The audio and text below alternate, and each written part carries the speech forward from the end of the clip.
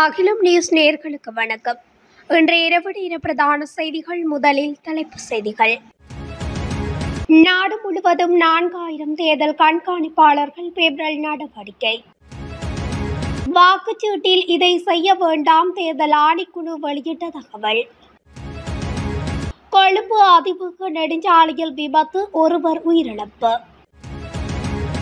19 வயது இளம் யுவதியை சீரழித்த வேட்பாளர் பிரச்சாரத்தின் போதே நடந்தேறிய சம்பவம். அரசு ஊழியர்களுக்கு 50,000 ரூபாய் அடிப்படை சம்பளம், அனுர அரசாங்கத்திற்கு எச்சரிக்கை. இளைஞன் எரித்து கொலை செய்யப்பட்ட வழக்கில் 3 கைது. பல்கலை பகுதி வதைகளுக்கு எதிராக கொந்தளித்த ஜனாதிபதி அனுர. தேர்தல் கடமைகளுக்கு 65,000 போலீசார் நியமனம். தொடர்பான விரிவான செய்திகள். நடைபெறவுள்ள உள்ளூராட்சி மன்றங்களுக்கான தேர்தலை முன்னிட்டு நாடு முழுவதும் சுமார் 4000 தேர்தல் கண்காணிப்பாளர்களை பெப்ரல் அமைப்பு பணியில் ஈடுபடுத்த உள்ளது. உள்ளூராட்சி தேர்தல் சர்வதேச மட்டத்தில் முக்கியத்துவம் மிக்க தேர்தல் இல்லை என்பதன் காரணமாக இந்த தேர்தலின் போது வெளிநாட்டு தேர்தல் கண்காணிப்பாளர்கள் பணியில் அமர்த்தப்பட மாட்டார்கள் என்று தேர்தல் ஆணைக்குழு தெரிவித்துள்ளது. அவ்வாறான நிலையில் நாடு முழுவதும் உள்ளூராட்சி மன்றங்களுக்கான தேர்தலுக்காக நாடு முழுவதும் சுமார் 3000 கண்காணிப்பாளர்கள் பெப்ரல் அமைப்பினால் நியமிக்கப்பட்டுள்ளனர்.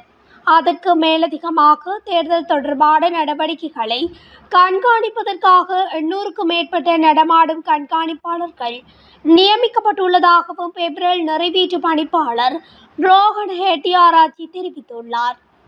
உள்ளூராட்சி மன்ற தேர்தல் வாக்களிப்புக்கான சகல ஏற்பாடுகளும் பூர்த்தி செய்யப்பட்டுள்ளதாக அறிவித்துள்ள தேர்தல்கள் ஆணைக்குழுவின் தவிசாளர் தேசிய அடையாள அட்டை, வாகன அனுமதி பத்திரம் மற்றும் செல்லுபடியாகும் கடவுச்சீட்டு ஆகியவற்றை எடுத்து வர வேண்டும் என்று அறிவுறுத்தியுள்ளார்.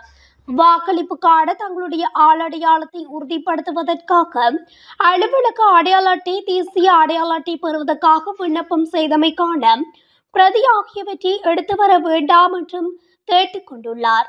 அத்துடன் வாக்குச்சீட்டில் கட்சிகளின் பெயர்களுக்கு எதிரே கட்சிகளின் சின்னங்களும், சுயேட்சை குழுக்களின் பெயர்களுக்கு எதிரே சுயேட்சை குழுக்களின் சின்னங்களும் இருக்கும். அதற்கு எதிராக வெற்றி கட்டம் இருக்கும். அதில் புள்ளடி எக்ஸ் இட வேண்டும் என்றும் கேட்டுக்கொண்டுள்ளார். வாக்குச்சீட்டில் எழுதவோ, சித்திரம் கீறவோ, கிறுக்கவோ, எண்ணங்களை எழுதவோ, பெயர்களை எழுதவோ வேண்டாம். புள்ளடி எக்ஸ் இடப்படாத எந்த ஒரு வாக்குச்சீட்டும் நிராகரிக்கப்படும் என்று குறிப்பிட்டுள்ளார்.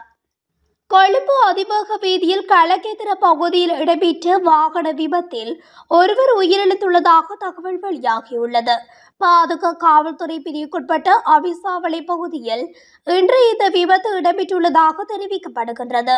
உயிரிழந்தவர் கலகேந்திர பாதுகா பகுதியைச் சேர்ந்த 20 வயதுடையவர் என தெரிய வந்துள்ளதாக காவல்துறையினர் தெரிவித்தனர். அவிசாவளையிலிருந்து கொழும்பு நோக்கி பயணித்த மோட்டார் சைக்கிள் எதிர்த்திசையில் பயணித்த மோட்டார் சைக்கிளில் மோதி விபத்து இடம்பெற்றுள்ளது. விபத்தில் காயமடைந்தவர்களில் கோமாகம வைத்தியசாலையில் அனுமதிக்கப்பட்ட நிலையில் சிகிச்சை பலனின்றி ஒருவர் உயிரிழந்துள்ளார். மேலும் குறித்த வாகன விபத்து தொடர்பில் காவல்துறையினர் மேலதிக விசாரணைகளை மேற்கொண்டு வருகின்றமை குறிப்பிடத்தக்கது. 19 வயது இளம் யுவதியை பாலியல் வன்கொடுமை செய்த குற்றச்சாட்டில் இந்த ஆண்டு உள்ளூராட்சி தேர்தலில் போட்டியிடும் வேட்பாளர் ஒருவர் கைது செய்யப்பட்டுள்ளதாக லக்கல போலீசார் தெரிவித்துள்ளனர். வீடு வீடாக சென்று பிரச்சாரத்தில் ஈடுபட்டுக் கொண்டிருந்த போது வீட்டுக்குள் சட்டவிரோதமாக நுழைந்தே இவ்வாறு வன்புணர்வில் ஈடுபட்டுள்ளார். வளர்ந்து வரும் அரசியல் கட்சியொன்றிலிருந்து லக்கல பிரதேச சபைக்கு போட்டியிடும் வேட்பாளர் ஒருவர் சனிக்கிழமை பிற்பகல் சந்தேகத்தின் பேரில் கைது செய்யப்பட்டார். தேர்தல் பிரச்சாரம் முடிவதற்கு சில மணி நேரங்களுக்கு முன்பு வீடு வீடாக சென்று வாக்கு சேகரிக்கும் பிரச்சாரத்தின் போது பாலியல் வன்கொடுமை நடந்ததாக போலீசாருக்கு கிடைத்த புகாரில் தெரிவிக்கப்பட்டுள்ளது. மேலும் போலீசாருக்கு கிடைத்த தகவலின் அடிப்படையில் 650 சுவரொட்டிகளை வைத்திருந்த 2 உள்ளூராட்சி தேர்தல் வேட்பாளர்கள் போலீஸ் காவலில் எடுத்து பிணையில் விடுவிக்கப்பட்டதாகவும் லக்கல போலீசார் தெரிவித்துள்ளனர்.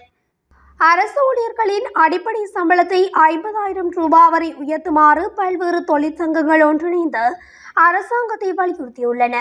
கடந்த வரவு செலவு திட்டத்தின் போது 24,250 ரூபாவாக இருந்த அடிப்படை சம்பளம் 40,000 ரூபாவாக அதிகரிக்கப்படுவதாக ஜனாதிபதி அறிவித்திருந்தார். அதற்காக 15,750 ரூபாய் சம்பள அதிகரிப்பும் அரசு ஊழியர்களுக்கு வழங்கப்பட்டிருந்தது. எனினும் தற்போதைய விலைவாசி உயர்வின் காரணமாக இந்த சம்பளம் செலவுகளை சமாளித்துக் கொள்ள போதுமானதாக இல்லாத காரணத்தினால் அடிப்படை சம்பளத்தை குறைந்தபட்சமாக 50,000 ரூபாவாக உயர்த்துமாறு பல்வேறு தொழிற்சங்கங்கள் வலியுறுத்தியுள்ளன. அரசாங்கம் அதற்கான நடவடிக்கைகளை துரிதமாக முன்னெடுக்காத பட்சத்தில் தொழிற்சங்க நடவடிக்கைகளை மேற்கொள்ள நேரிடும் என்றும் அவை எச்சரிக்கை விடுத்துள்ளன. கல்கிசை கிலுதாகுட பகுதியில் உள்ள பாழடைந்த காணியொன்றில் கூறிய ஆயுதங்களால் தாக்கி ஒருவரை எரித்து கொலை செய்த சம்பவம் தொடர்பில் 3 பேர் கைது செய்யப்பட்டுள்ளதாக மேல் மாகாணத்திற்கு குற்றப்பிரிவு தெரிவித்துள்ளது. கைது செய்யப்பட்டவர்களில் இந்த கொலையுடன் நேரடியாக தொடர்புடைய 2 முக்கிய சந்தேக நபர்களும் அடங்குவதாக போலீசார் தெரிவித்துள்ளனர். அத்துடன் 2 கத்திகள் போலீசாரால் கைப்பற்றப்பட்டுள்ளன. கொலை செய்யப்பட்ட நபர் ரத்மலானி மாஹிதா ராம வீதியைச் சேர்ந்த டிகிரா என அழைக்கப்படும் 23 வயதுடைய கவிந்த கயாஷன் ரணவக்க ஆவார்.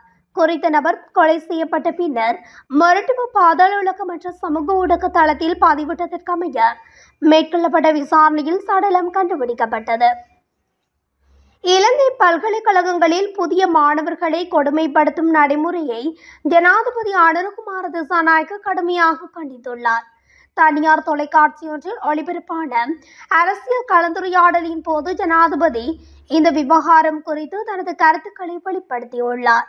புதிய பல்கலை மாணவர்களை கொடுமைப்படுத்துவது ஒரு காலாவதியான மற்றும் குற்றவியல் நடைமுறை என்றும் நாட்டின் உயர்கல்வி முறையிலிருந்து ஒழிக்கப்பட வேண்டும் எனவும் ஜனாதிபதி வலியுறுத்தியுள்ளார்.